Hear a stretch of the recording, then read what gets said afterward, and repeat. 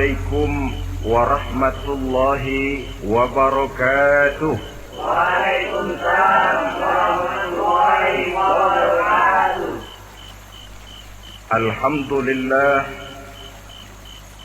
والصلاة والسلام على سيدنا رسول الله سيدنا ومولانا محمد بن عبد الله وعلى آله وصحبه وموالاه لا حول ولا قوة إلا بالله أما بعد. Bapak-bapak, ibu-ibu, saudara-saudara kaum muslimin rahimakumullah. Sudah menjadi keyakinan dalam kehidupan kita bahwa segala yang ada permulaannya tentu akan ada penghabisannya. Setiap yang punya awal mesti akan punya akhir. Tidak ada keabadian dalam kehidupan dunia ini. Semuanya datang dan pergi silih berganti, berubah oleh pergeseran masa dan pertukaran waktu. Demikianlah kalau kita mau merenungi kehidupan dari alam di sekitar kita. Sejak dari kehidupan tumbuh-tumbuhan, binatang, sampai kepada kehidupan kita, makhluk bernama manusia. Lihatlah kita manusia misalnya. Dimulai sejak kita terlahir ke alam ini, keluar dari alam rahim ibu, menjadi bayi yang merah tidak berdaya, untuk kemudian berangsur meningkat menjadi anak-anak. Dari kehidupan anak-anak berubah lagi kita menjadi remaja dengan segala keceriaan dan kelincahannya, dan dari masa remaja naik lagi kita memasuki usia dewasa, untuk kemudian berangsur memasuki hari tua. Lalu setelah kita memasuki hari tua, sehari, seminggu, sebulan, setahun, sampailah kita kepada batas waktu yang telah ditentukan oleh Allah, yang dinamakan ajal, dan bertemulah kita dengan yang disebut maut. Ini merupakan kepastian dalam kehidupan. Kalau saja kita mau merenung perubahan-perubahan yang terjadi pada diri kita, seharusnya membuat kita insaf dan sadar. Di kala remaja kita begitu lincah, punya rambut yang hitam ikal berderai, punya lesung di pipi, punya senyum yang indah menawan setiap orang yang melihat, punya kulit yang kencang dan bersih. Manakala kita memasuki hari tua, perubahan frontal pun terjadi. Kulit mulai jadi keriput, rambut yang tadinya hitam ikal berderai mulai memutih, nikmat berkurang, gigi yang tadinya utuh dan sanggup mengunyah apa saja, satu demi satu permisi meninggalkan kita. Sangat boleh jadi, dikala remaja kita senyum semua orang terpikat. Dikala hari tua dengan kulit yang keriput dan gigi yang tidak ada lagi, manakala kita senyum, mungkin orang bakal lari dari sekitar kita. Kemana keindahan yang tadinya begitu menawan? Kemana senyum lesung pipit yang tadinya menarik perhatian orang? Pergi meninggalkan kita, berubah oleh pergeseran masa dan pertukaran waktu. Nah, bila maut datang menjemput kita, selesailah kehidupan sampai di situ? Ternyata belum. Kalau lahir merupakan perpindahan hidup dari alam rahim ke alam dunia, maka mati hakikatnya merupakan perpindahan hidup dari alam dunia ini ke alam kehidupan yang berikutnya yang dinamakan dengan alam barzah. Andai kata hidup cuma sekali, secara moral kita sanggup berkata, alangkah tidak adilnya Tuhan. Kenapa? Dalam kehidupan ini kan aneka ragam terjadi. Ada orang yang zalim, ada orang yang dizalimi. Ada orang yang membunuh, ada orang yang terbunuh. Ada orang yang kaya, ada orang yang miskin. Ada orang yang jujur, ada orang yang menghalalkan segala cara. Sehingga banyak ketidakadilan yang terlepas daripada pengadilan dunia. Lalu orang pun bilang, di dunia ini katanya banyak pengadilan tapi sulit keadilan. Di dunia ini mudah mencari pengadilan tapi sulit untuk mencari ketidakadilan. Andai kata hidup cuma sekali, tidak akan ada hidup sesudah hidup yang sekarang ini. Bagaimanakah nasib mereka yang lepas dari pengadilan dunia ini? Alangkah tidak adilnya Allah andai kata tidak ada kehidupan sesudah hidup yang sekarang. Tentulah akan terjadi di mana orang menghalalkan segala macam cara untuk mencapai tujuan. Yang penting kan saya kaya, yang penting kan saya punya jabatan dan kedudukan tinggi. Kalau perlu jilat atas, jilat atas. Kalau perlu sikut kiri kanan, sikut kiri kanan. Kalau perlu injak bawah, injak yang bawah. Ini prinsip daripada orang-orang komunis. Dan pantas karena mereka tidak percaya kepada kiamat. Pantas karena mereka tidak percaya akan adanya kehidupan sesudah hidup yang sekarang ini. Maka saya menghimbau kepada seluruhnya, kita sudah kadung menyepakati negara ini berdasarkan Pancasila. Kita sudah kadung konsensus bahwa PKI dengan seluruh ajarannya tidak punya hak hidup di bumi Pancasila yang kita cintai ini. Maka salah satu ajaran PKI tujuan menghalalkan cara. Kita orang Indonesia yang berbudi pekerti luhur, yang punya nilai budaya tinggi, janganlah sampai mencaci PKI, membubarkan PKI, mengutukkan PKI, tapi dalam kehidupan sehari-hari prakteknya prinsip komunis kita pakai. Apa itu? Tujuan menghalalkan cara. Asal sudah tujuan tercapai, cara apapun saja halal. Itu pandangan hidup orang yang tidak percaya kepada adanya hari akhirat. Sebagai muslim yang yakin akhirat ada, kiamat pasti akan datang. Hidup tidak cuma sekali. Maka kalau kita zalim, kalau kita berbuat aniaya, kalau kita melakukan korupsi, kalau kita merugikan orang lain, boleh jadi kita terlepas daripada pengadilan dunia. Tapi ingatlah, kita tidak akan pernah lepas dari pengadilan Allah. Pengadilan Qadhi Rabbul Jalil, di mana kita akan diadili dengan seadil-adilnya. Dan tidak satu perbuatan yang bersifat salah, yang bagaimanapun kecilnya, yang akan lepas dari pengadilan di akhirat itu nanti.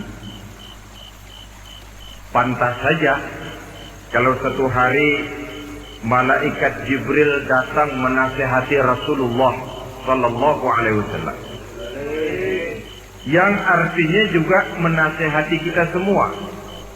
Apa kata malaikat Jibril kepada baginda Nabi? Ya Muhammad, isma syi'ta wa innaka mayyitun. Hai Muhammad, hiduplah semau kamu, tapi jangan lupa kamu pasti akan mati. Kalau memang dilarang tidak terlarang, dicegah tidak tercegah, kamu mau melaksanakan hidup menurut maumu sendiri, persilahkan, hiduplah menurut mau dan gayamu. Tapi jangan lupa, fa innaka mayyitun, satu saat kau pasti bakal mati. Dan mati itu bukan akhir dari segalanya. Dia babak baru bagi kehidupan selanjutnya. Silakan hidup menurut maumu, tapi jangan lupa kau pasti akan mati. Wa'mal ma syi'ta fa innaka majziyun bih. Kerjakan apa saja yang kamu mau. Kalau kau mau menghalalkan segala macam cara, persilahkan halalkan segala macam cara. Tapi jangan lupa kau akan mendapat balasan dari seluruh amal perbuatanmu.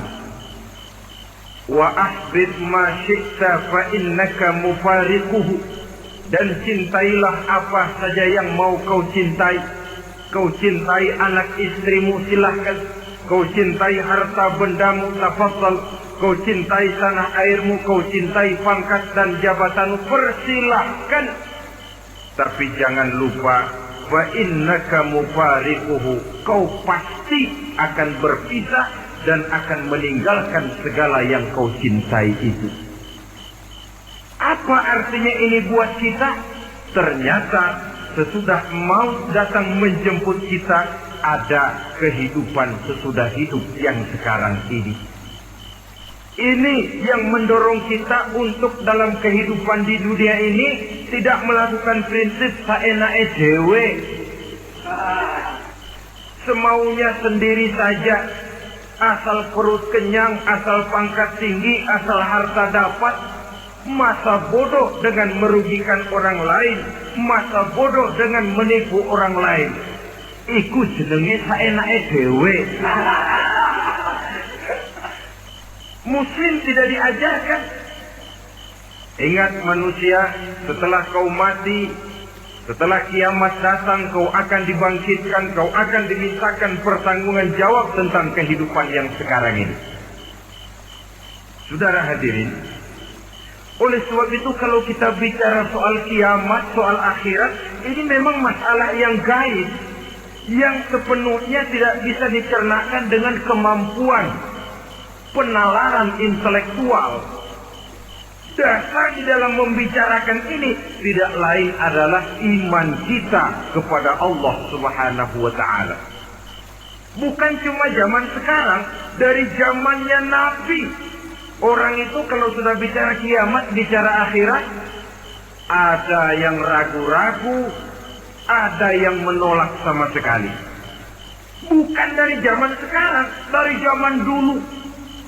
Pernah kok satu saat Rasulullah itu dakwah menceritakan, saudara-saudara, akan terjadi kiamat di mana Allah akan membangkitkan manusia dari kuburnya untuk memintakan pertanggungan jawab. Ini dalam dakwahnya Nabi pidato macam itu. Apa reaksi orang?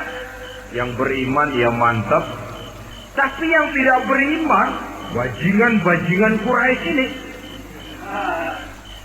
mereka bertepuk tangan, mengejek, mencaci. Malahan ini yang luar biasa, ada dua orang kafir namanya Ubay bin Ka'ab dan Al-As bin Wa'il. Mendengar pidato macam ini, mereka buru-buru pulang ke rumah.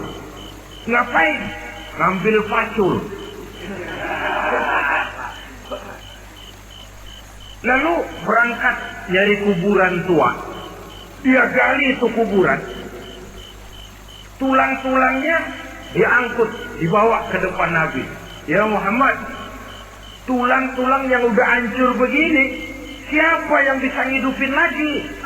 Yang macam-macam aja kamu Muhammad. Nggak rasional, nggak masuk akal. Allah menjawab. Apa kata Allah?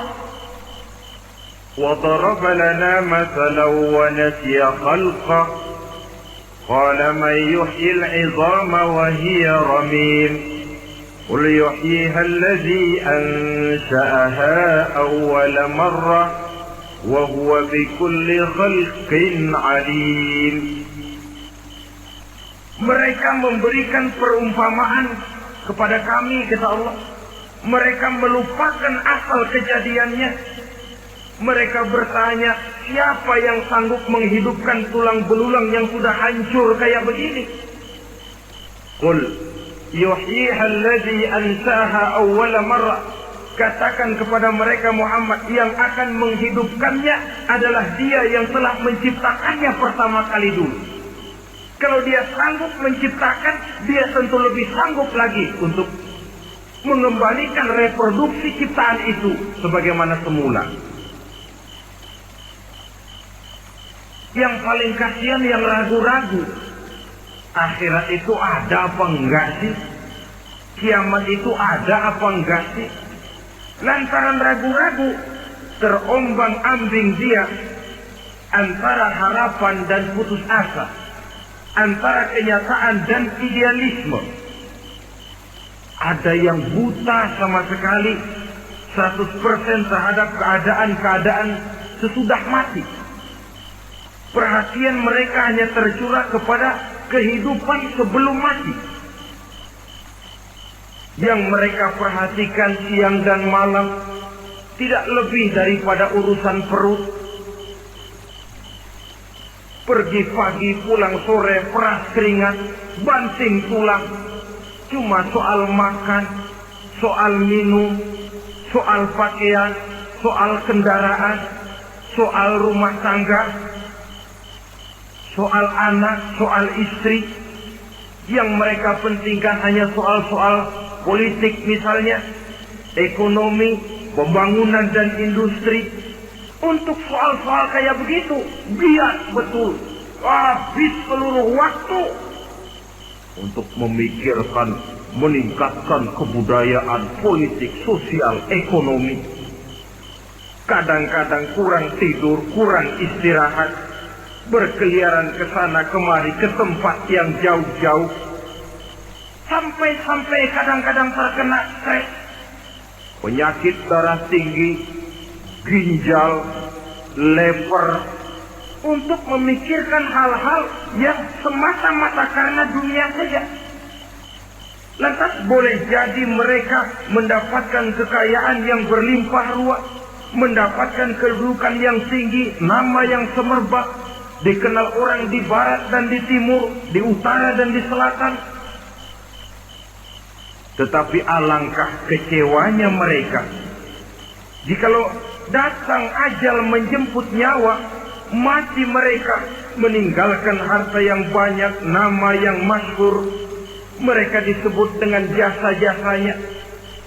Radio memberitakan, TV menyiarkan, koran-koran memuat. Bahkan nama mereka kadang-kadang dikenang 2-3 tahun setelah wafatnya. Tetapi dalam pada itu, roh mereka merintih, mengeluh, menderita, karena dilemparkan oleh Allah ke tempat-tempat yang kotor. Penyesalan yang sudah tidak akan ada gunanya lagi. Saudara-saudara kaum muslimin rahimakumullah. Oleh karena itu, kehidupan akhirat bukanlah dongeng dan takhayul, bukan khurafat dan khayalan. Kehidupan akhirat, hari kiamat adalah kebenaran dan kepastian. Dalam surah Al-Hajj ayat ke-7, Allah Subhanahu wa taala menyatakan, wa anna as-sa'ata atiyatun la raiba fiha wa anna Allah yab'atsu man fil qubur. Dan bahwasanya kiamat itu sesungguhnya adalah sesuatu yang pasti dan tidak ada keraguan-raguan lagi di dalamnya. Dan bahwasanya Allah sungguh-sungguh akan membangkitkan manusia dari kuburnya masing-masing. Nah, kalau kita sudah yakin kiamat sesuatu yang pasti adanya, akhirat sesuatu yang pasti adanya, dari mana pembicaraan tentang kiamat ini kita mulai? Tentu dari diri kita. Marilah kita mencoba melihat proses perjalanan hidup ini sampai kita memasuki kiamat. Hadirin, tidak ada makhluk secantik manusia. Tidak percaya, pernah ke Ragunan? Saudara masuk ke kebun binatang. Segala macam makhluk ada di situ. Ratusan macam jenis binatang. Bandingkan dengan saudara, kira-kira cakep mana?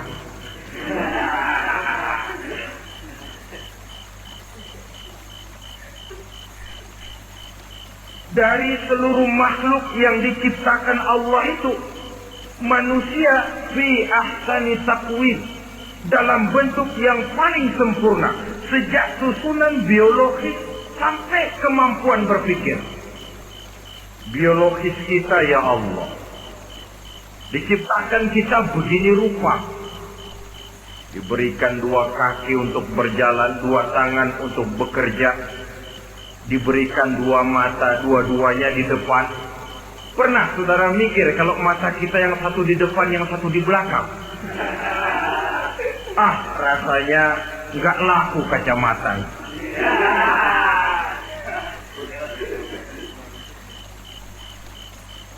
Diberikan hidung dengan 2 lubang. Tahu betul Allah ke bawah lagi lubangnya. Coba pikir kalau lubang hidung kita menghadap ke atas. Aduh, kalau musim hujan repot jagain hidung. Laqad khalaqnal insana fi ahsani taqwim. Sungguh telah kami ciptakan manusia dalam bentuk kejadian yang paling sempurna ketimbang makhluk-makhluk Allah lainnya. Nah, kesempurnaan manusia ini oleh karena hidupnya terdiri dari 2 unsur pokok. Pertama unsur jasmani dan kedua unsur rohani. Jasad dan roh. Jasad yang terlihat sekarang ini, potongan saudara yang ngejedok di depan saya ini jasad saudara. Ini yang berasal dari saripati makanan yang dimakan oleh bapak ibu kita. Lalu hasil kerjasama yang baik antara ibu dengan bapak, terwujudlah kita. Kalimat langsungnya jasad ini berasal dari tanah yang tadi berubah dari bayi, remaja, dewasa, meningkat hari tua. Yang berubah itu jasmani kita. Kenapa? Karena jasmani itu materi, benda, daya tahannya terbatas. Dia berubah oleh pergeseran masa dan pertukaran waktu. Apa ada orang makin tua makin cakep? Jasmani oleh karena dia materi, dia berubah oleh pergeseran masa dan pertukaran waktu. Nah, yang menyebabkan jasmani itu bergerak karena ada roh di dalamnya. Ini yang menyebabkan kehidupan. Ini yang menjadi sumber kehidupan, pusat kesadaran dan pengertian dalam kehidupan manusia. Tanpa roh dalam diri kita, maka jasad kita. Pernah lihat orang mati? Itu kalau orang mati, coba perhatikan. Apanya yang kurang? Kupingnya masih ada, tapi sudah tidak sanggup mendengar. Matanya masih lengkap, tapi tidak mampu melihat. Jangankan melihat, terbuka saja tidak. Mulutnya masih ada, tapi sudah tidak bicara lagi. Telinganya cukup, tapi sudah tidak sanggup mendengar. Kakinya lengkap, tapi tidak mampu lagi berjalan. Apa penyebabnya itu? Ternyata jasmani kita, jasad ini, manakala sudah ditinggalkan oleh roh, dia tidak akan bisa berdaya apa-apa. Tidak mampu berjalan, tidak pula berbuat, tidak pula bekerja apapun saja. Saudara-saudara, dua-duanya punya kebutuhan. Jasmani ada kebutuhannya, rohani pun ada kebutuhannya. Jasmani yang jelas perlu makan, perlu minum, perlu tidur, perlu pakaian, dan sebagainya.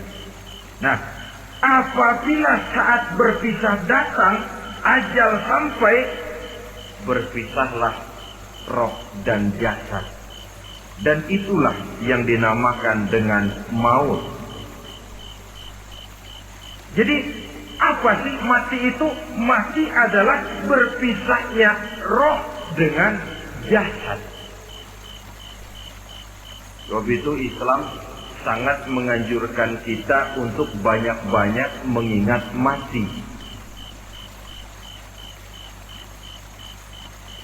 Bagaimana caranya mengingat mati? Pertama, mati itu kan pasti. Kira-kira yang hadir di sini ada yang nggak mati nggak kira-kira? Semuanya bakal mati kan? Berani? Sekarang mau? Saudara, sebenarnya kalau kita merenung lebih jauh, orang itu tidak perlu takut mati. Walaupun tidak boleh terlalu berani menghadapi mati. Karena bagaimanapun takutnya kita kepada mati, toh dia pasti datang. Bagaimanapun beraninya kita mati, kalau belum aja dia tidak mati juga. Jadi Muslim itu kan harus berani menghadapi hidup dan tidak takut menghadapi mati. Mati adalah sesuatu yang pasti. Muslim dianjurkan banyak-banyak mengingat mati dalam kehidupan. Caranya bagaimana? Pertama, berziarah nengokin teman yang sakit. Ya? Suka nengokin teman yang sakit enggak? Oh, itu pahalanya kata Nabi. Menengok orang yang sedang sakit lebih afdol daripada sholat sunnah 1000 rakaat. Apa pernah saudara sembahyang sunnah sampai 1000 rakaat? Nengokin orang sakit pahalanya lebih afdol daripada itu. Kenapa menengoki orang sakit mengingatkan kita kepada mati? Iya ya, ini teman saya yang kemarin segar banget, bercanda sama saya, ketawa sama-sama, sekarang terbaring tidak berdaya, hilang kemampuannya, hilang keceriaannya, sakit. Iya kalau sembuh, kalau aja, iya sekarang giliran dia, kalau jatuh ke saya. Lalu menghibur teman dengan kata-kata yang enak, yang akan mendatangkan sugesti supaya dia cepat sembuh. Jangan nengokin orang sakit, jujur. Sakit apa lu? Perut. Emang teman gua kemarin sakit begini mati. Wah, itu orang bisa jadi shock lantaran etika kita tidak akan sampai ke sana. Menjenguk orang sakit akan mengingatkan kita kepada mati. Apalagi ziarah kubur. Ada yang orang tuanya sudah meninggal? Nah, kalau ada, ya tidak bisa tiap hari, sekurang-kurangnya seminggu sekali. Jumat pagi misalnya, ziarah kita ke kubur. Sehingga kalau kita masuk kubur kan ada etikanya. Assalamualaikum ya ahlal kubur wa inna insyaallahu bikum lahiqun. Hai penduduk kubur, keselamatan bagi kamu dan kami yang masih hidup sekarang ini insyaallah pasti bakal nyusul kamu. Iya, yang kemarin gagah benar sekarang terbaring tanpa daya. Ini unggukan kuburannya. Yang kemarin ada sekarang sudah tidak ada. Kemana dia? Kami satu saat pasti akan begini. Ingat mati. Lalu apalagi yang bisa membuat kita ingat kepada mati? Mengawal jenazah. Bukankah sangat dianjurkan oleh agama? Bahkan kalau bisa sejak mengurusnya, memandikannya, mengkafankannya, menyolatkannya untuk kemudian mengantarnya ke kubur. Hari ini saya antar dia ke kubur, besok boleh jadi saya yang diantar orang. Hari ini saya solatkan dia, besok boleh jadi saya yang disolatkan orang. Hari ini saya masukkan dia ke liang lahat, besok mungkin giliran saya dimasukkan orang ke liang lahat. Ingat mati, tumbuh kesadaran. Lalu daya positifnya dalam kehidupan apa?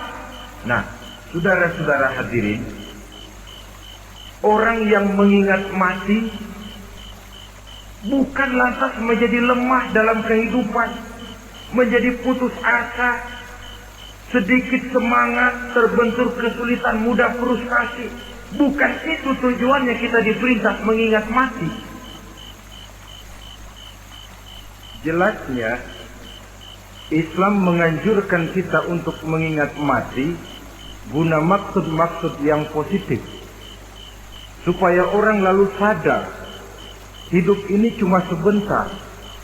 Maka mumpung hidup, nah ini mumpung, tapi mumpung yang baik.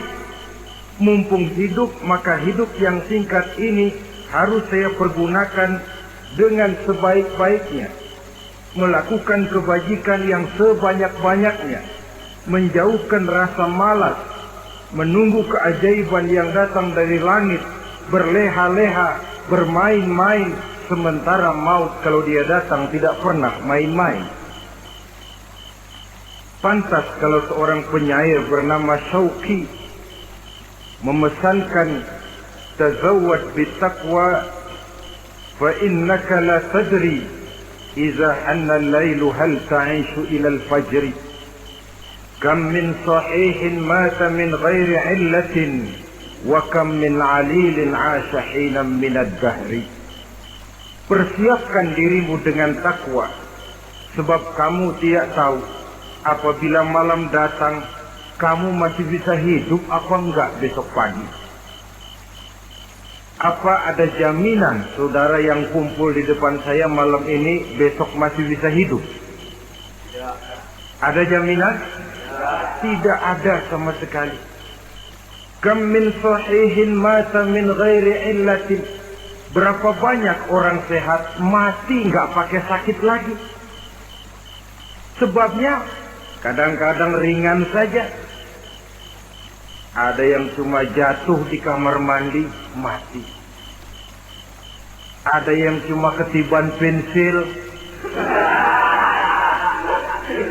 Iya, kalau ketiban pensil 3 peti masa nggak mati. Ta'addadatil asbab wal maut wahid. Sebabnya boleh jadi macam-macam, tapi mati satu juga, yaitu mati. Dia seperti kelapa yang terlalu tua jatuh ke bawah, yang kembang baru keluar pun jatuh ke bawah. Itulah mati. Dia datang menjemput yang bayi, dia datang mengambil yang anak-anak, dia datang juga kepada yang remaja, kepada yang dewasa, kepada yang tua sekalipun. Jangan yang remaja lalu berpikir, gua rasanya mau masih jauh banget mau mati. Ini sesuatu yang pasti yang kita tidak pernah diberitahu kapannya. Kalau dikasih tahu kapannya kan kita bisa, umpama malaikat maut datang ke rumah saya, saudara Zainuddin kau mati 80 tahun lagi. Wah, saya kan berhitung, masih lama, poya-poya aja dulu Tapi ini tidak pernah diberitahu kepada kita. Lantaran tidak diberitahu itulah kita perlu bersiap-siap dengan selalu mengingat-ingat mati yang mendorong kita untuk berbuat positif. Satu contoh peringatan mati yang mendatangkan positif pada peristiwa ketika turun perintah hijrah.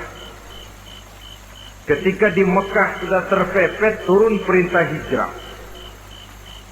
Ini sahabat yang berangkat hijrah, jangan dikira semua bulat hati. Ada yang mikir, Kalau saya hijrah berangkat dari Mekah ke Madinah, nanti di tengah jalan dicegat oleh kafir Quraisy lalu dibunuh, mati saya. Takut mati. Allah peringatkan, kullu nafsin za'iqatul maut. Kamu disuruh hijrah saja takut mati, padahal kamu tahu semua yang hidup bakalan mati. Diam saja di Mekah mati, hijrah ke Madinah pun akan mati. Mendengar ayat ini, Sayyidina Umar bin Khattab seperti dibakar semangatnya. Kalau sebagian sahabat hijrah sembunyi-sembunyi, beliau mau hijrah itu malah bajingan Quraisy dikumpulkan dekat Ka'bah. Pidato, ya masyarakat Quraisy, dedengkot Quraisy, dengerin. Besok pagi yang namanya Umar bin Khattab mau hijrah dari Mekah ke Madinah. Siapa yang kepengen kepalanya berpisah dengan badannya, persilahkan cegat Umar di jalanan. Besok dengan tenang dia berangkat hijrah, gak ada yang berani nyegat.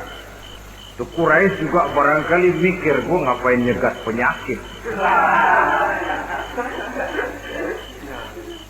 Begitu ingat mati, timbul semangat juang, timbul semangat berbuat. Ini ingat mati yang positif, bukan yang melemahkan semangat. Dah jangan kerja rajin-rajin dah, lu bakalan mati. Ini ingat mati yang salah pasang. Ingat mati seharusnya mendorong manusia untuk berbuat lebih tekun. Allah memberikan peringatan, Qul innal mauta allazi tafiruna minhu fa innahu mulaqikum. Katakan, maut yang kamu akan melarikan diri daripadanya, yang kamu takuti benar dia pasti akan datang menjemput kamu. Saudara-saudara hadirin yang saya hormati, datangnya memang tidak kita harapkan yang namanya maut. Tapi sekali dia datang, tidak ada pintu tempat kita lari. Dia memang tidak pernah kita undang. Tapi sekali dia datang, mengetok pintu, kekuatan apa yang bisa menolak? Dia sebuah tanda seru dalam kehidupan. Apa yang menyebabkan orang takut mati? Pertama barangkali karena dia tidak tahu bagaimana kehidupan sesudah mati. Alam kubur gelap, alam akhirat gelap. Sehingga dia bingung, lantaran bingung lalu jadi takut.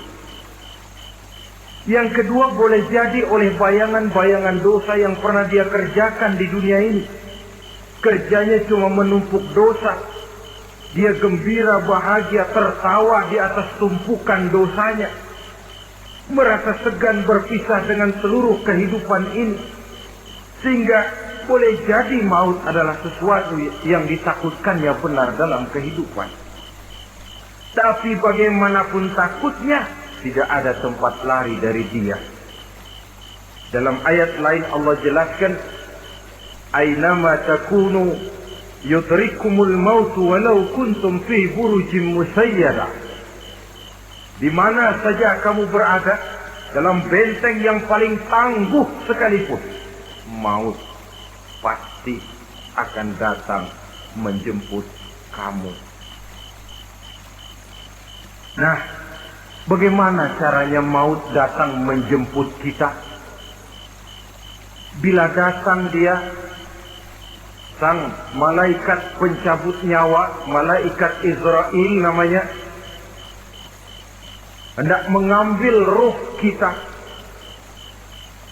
Dalam suasana macam begitu, di akhir kehidupan dunia, dalam berhadapan dengan sakaratul maut, terbagilah manusia dalam dua bagian besar. Pertama, yang menghadapi sakaratul maut itu dengan husnul khatimah, baik di akhirnya, sehingga pada saat ruhnya berpisah dengan jasadnya, kelihatan dia seperti senyum, mukanya cerah. Bahkan sebelum itu boleh jadi dia sempat meninggalkan pesan-pesan yang baik. Ada yang sempat azan, ada yang sempat baca Quran. Pernah kan nemui orang yang mau mati seperti itu? Yang sempat azan, yang sempat baca Quran, yang sempat meninggalkan wasiat-wasiat yang baik. Sebab apa? Malaikat maut datang menjemput mereka juga dengan baik-baik. Dicabut ruhnya perlahan-lahan. Tapi sungguh pun perlahan-lahan. Pedihnya, sakitnya tetap tiada tara. Rasulullah Sallallahu Alaihi Wasallam, dikala beliau hendak berhadapan dengan sakaratul maut, diceritakan mencelupkan tangannya ke dalam gelas berisi air, lalu mengusapkannya ke muka beliau seraya berdoa, "Ya Allah, mudahkan saya dalam menghadapi sekarat ini." Beliau juga yang mengatakan bahwa sakitnya sakaratul maut sama dengan 300 kali bacokan pedang. Sehingga kita diajarkan doa. Di antara doa selamat itu kan ada Allahumma hawwin alaina fi sakaratil. Ya Allah, mudahkan saya di dalam menghadapi sakaratul maut itu. Ketika ruh ini keluar dari jasad, mata masih mengikuti ruh itu. Jika kadang-kadang ada yang matanya terbelalak dan tidak sempat ditutup, terbuka terus, mengikuti ruh itu keluar dari jasadnya. Adapun golongan kedua, manusia yang ketika berhadapan dengan sakaratul maut mendapatkan su'ul khatimah, jelek di penghabisannya. Sekaratnya sudah setengah mati, lalu jelek juga di akhirnya, mati dalam keadaan yang tidak baik, tidak terpuji. Ada yang lagi megang kartu, mati. Ada yang lagi di tempat ngadu ayam, mati. Ada yang lagi di tempat pelacuran, mati. Ada yang lagi megang botol minuman keras, mati. Nih barangkali malaikat maut gemas banget nariknya, lu bajingan, lu tarik terus ya. Mati su'ul khatimah. Makanya bagus itu. Kadang-kadang di majelis-majelis taklim kan sering dibaca, Ya Allah biha, Ya Allah biha, Ya Allah bihusnil khatimah. Kan ada itu? Ada enggak? Saudara hadirin, mohon agar oleh Allah kita diberikan husnul khatimah, baik di saat ruh akan berpisah dengan jasad. Ini sesuatu yang pasti. Sang malaikat maut datang menjemput nyawa. Setelah ruh berpisah dari badan, maka tinggallah sang badan. Ditangisi oleh semua yang kita tinggalkan. Sehingga kepada putrinya Fatimah, ketika malaikat maut datang hendak menjemput baginda Nabi, beliau berkata kepada anaknya, Fatimah, kamu tahu siapa yang datang? Saya tidak tahu, Bapak. Yang datang hadimul lazat. Itu dia yang menghancurkan seluruh kesenangan dunia. Wa qati'us syahwat, yang memisahkan kita dengan seluruh yang kita cintai. Dia malaikat maut, Pak. Manakala jasad sudah ditinggalkan oleh ruh, itulah yang dikerubungi orang. Anak menangis, istri menangis, orang tua bersedih, teman-teman merasa kehilangan, menangisi jasad. Diuruslah jasad kita, dimandikan sebagaimana mestinya, dikafankan dengan kain putih 3 lembar, itu yang hendak kita bawa kembali ke tempat asal kita. Pakaian sutra, jas yang mereknya Switzerland wool, kain yang Samarinda, sepatu yang Belly atau Beltoni, jam tangan yang Rolex, kendaraan yang serba mewah. Tidak ada yang menyertai kita. Kain putih 3 lembar itu saja lagi. Demi setelah dikafankan, dibujurkan kita menghadap ke arah kiblat, orang banyak pun datang menyolatkan kita dengan 4 takbir, diiringi dengan doa. Lalu upacara pelepasan, berangkat kita meninggalkan anak, istri, suami, kampung halaman, tanah air, bahkan alam dunia ini. Selamat tinggal alam dan seluruh isinya. Tinggallah yang tinggal. Saya akan kembali ke tempat asal dari mana saya datang, untuk kembali mempertanggungjawabkan seluruh perbuatan saya dalam kehidupan ini.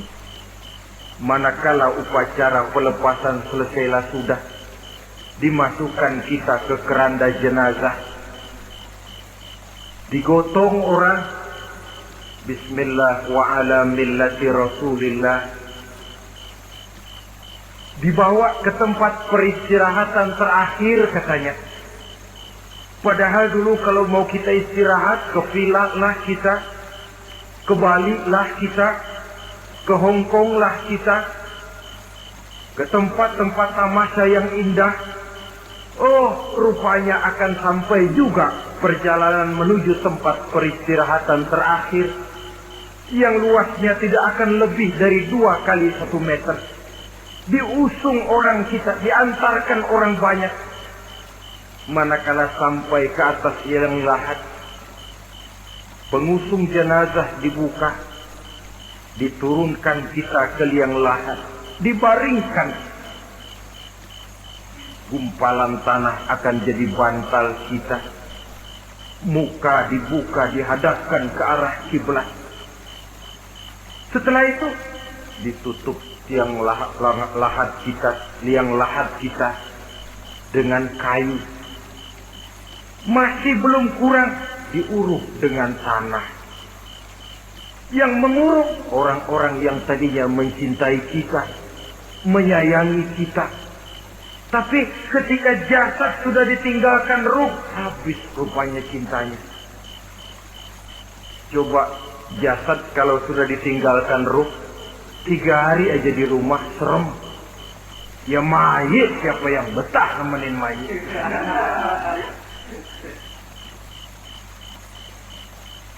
Lalu bila upacara pemakaman selesai, maka berusahalah semuanya. Para pengantar akan kembali ke rumahnya masing-masing. Maka masuk kita ke alam kehidupan, yaitu yang disebut alam barzakh atau alam kubur. Apa selesai hidup sampai di situ? Tidak. Hanya beberapa langkah setelah yang mengantar kita pulang, diriwayatkan dalam hadis Bukhari dan Muslim, bila seseorang sudah diletakkan di kuburnya, lalu yang mengantar kembali pulang, maka roh si mayit akan dapat mendengar bunyi terompah orang yang pulang itu. Bunyi terompahnya terdengar. Datang 2 malaikat menanyakan dia dengan pertanyaan-pertanyaan yang kalau bisa dijawab dengan betul. Dua malaikat yang bernama Munkar Nakir akan bilang, jawabanmu betul. Tenanglah kau di sini, naumatal arus. Tidurlah kau di sini seperti tidurnya pengantin. Orang yang baik-baik di alam kuburnya akan mendapat nikmat kubur. Sehingga masa penantian yang lama, sebab jangan lupa, kita masuk ke kubur itu kan menunggu sampai datangnya hari kiamat. Jadi kalau kiamat umpama masih 1000 tahun lagi, ya 1000 tahun kita menunggu.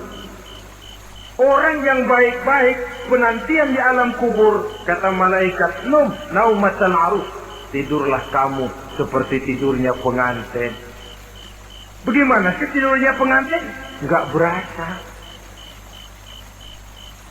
Iya, kata anak sekarang, endah aja. Begitu mendusin pagi, kata lakinya, malam sebentar bener ya Neng. Sebentar betul katanya malam. Ya tentu saja tidak terasa. Kenapa? Dia tidak pernah memikirkan waktu. Terbawa oleh kenikmatan dan kelezatan yang dirasakannya dalam kehidupan. Tapi orang kafir, orang yang dosanya bertumpuk, tidak sanggup menjawab pertanyaan dua orang malaikat, maka dia akan mendapat azab di alam kuburnya terus menerus siang dan malam sampai datangnya hari kiamat. Ibarat maling ayam ketangkep, belum masuk pengadilan udah dikebukin duluan. Kan begitu kan? Ada maling ayam nggak di sini? Nah, itu yang nyaut tadi pengalaman itu. Di sidang belum divonis, belum digebukin babak belur. Saudara hadirin, maka alam kubur bisa merupakan raudhatun min riyadil jannah. Taman di antara taman-taman surga pun juga bisa merupakan hufratun min hufarin niran, menjadi liang daripada neraka. Ada lagi riwayat yang dari Imam Muslim yang diperoleh dari Zaid bin Sabit. Zaid bin Sabit cerita, satu hari kami bersama Rasulullah sallallahu alaihi wasallam berada dalam kebun kepunyaan Bani Najjar. Rasulullah sedang duduk di atas keledai. Tiba-tiba entah bagaimana itu keledai terkejut, kaget, berontak, hampir Rasulullah jatuh. Rasulullah kemudian bertanya, rupanya di kebun itu ada kuburan tua, 5 atau 4 kuburan. Rasulullah lalu bertanya, saudara-saudara ada yang tahu nggak ini kuburan siapa? Nggak ada ya Rasulullah. Memang kenapa? Ini penghuni kuburnya lagi disiksa oleh Allah. Andai kata boleh saya mohon kepada Allah supaya kamu dengar seperti yang saya dengar, andai kata saja kamu kuat mendengarnya, saya pasti akan berdoa. Tapi sayang, saya yakin kamu pasti tidak akan kuat mendengar mereka mendapat azab di kuburnya. Hadis sahih riwayat Imam Muslim dari Zaid bin Sabit. Kehidupan di alam barzah. Pak, iya kalau yang matinya dikuburin. Lah kalau yang matinya diceburin ke laut, dibakar, di medan perang hilang nggak ketahuan kemana jenazahnya, saudara, hilang kek, dikubur kek, di dalam lautan direndam kek, itu kan cuma logika kita. Menurut Allah tidak ada perbedaan orang mati dikubur di dasar lautan atau dibakar sampai jadi abu, atau gugur di medan perang tidak ketemu jenazahnya. Entah mereka tetap masuk ke alam barzah namanya. Jasad boleh hancur, tapi roh sebagai sumber kehidupan, pusat kesadaran dan pengertian, dia tetap ada, mengalami kebahagiaan dan kegembiraan atau mengalami kepedihan dan penderitaan, bergantung kepada amalan yang kita lakukan dalam kehidupan di dunia ini. Maka dalam Yasin tadi kan jelas, qul yuhyiha alladzi ansha'aha awwala marrah, yang menghidupkan mereka yang dikubur di dasar lautan, mereka yang dibakar sampai jadi abu, yang akan menghidupkan ialah Allah yang menciptakan mereka dulu pertama kalinya. Jadi kalau sudah ada aslinya, ya tentu tidak perlu contoh lagi, akan sangat mudah membuatnya. Orang tua kita, keluarga kita yang sudah berpulang, mereka di alam barzakh sekarang ini bisa mendapat nikmat kubur, bisa mendapat azab kubur. Bergantung amalan mereka dalam kehidupan di dunia ini. Dalam Musnad Imam Ahmad dan Sahih Abi Hatim malah ada tambahan riwayat. Orang yang banyak kebajikannya di dunia, amalannya akan datang menemani dia. Sholatnya dekat kepalanya, puasa sebelah kanan, zakat sebelah kiri. Menghibur dia. Malahan dikatakan berbentuk orang yang cantik menemani dia di alam kuburnya. Aneh dia tanya, man anta lam ara fid dunya ajmal minka. Siapa kamu? Di dunia ini belum pernah saya melihat orang secantik kamu. Dia jawab, ana amaluka soleh. Saya adalah amalmu yang soleh yang kau kerjakan waktu di dunia. Saya sekarang diperintahkan untuk menemani kamu di sini. Alhamdulillah. Sedangkan amalnya yang jahat akan datang dalam bentuk yang menyeramkan menemani dia di sana. Bayangin deh, di kuburan ditemenin yang serem-serem. Sama juga di dunia. Di dunia, kalau kita di tempat gelap ditemenin orang cakep, enak nggak? Wah, pengalaman. Tapi coba bayangin, sudah tempatnya gelap, yang nemenin jelek nggak ketulungan, gerah kita. Nah, saudara hadirin yang saya hormati, lalu bagaimana tempat arwah-arwah yang sudah kembali menghadap Allah yang disebut mustaqarrul arwah itu? Macam-macam tingkatannya sesuai dengan profesi dan amalannya waktu di dunia. Ada roh-roh itu yang setelah pisah dengan jasad, artinya mati, ditempatkan di tempat yang disebut a'la iliyin, tempat yang tertinggi. Siapa ini? Arwahnya para nabi dan para rasul. Ini fi a'la iliyin, di tempat yang tertinggi. Arwahnya para nabi, arwahnya para rasul. Dan karena kita bukan nabi, bukan rasul, ya jangan mimpi dapat tempat fi a'la iliyin. Kecuali kalau Allah menghendaki, itu hak prerogatif Allah. Tapi kan tidak adil kalau Allah melakukan itu. Ini kelompok roh-roh yang masuk golongan fifth. Wah, the first class. Para nabi, para rasul.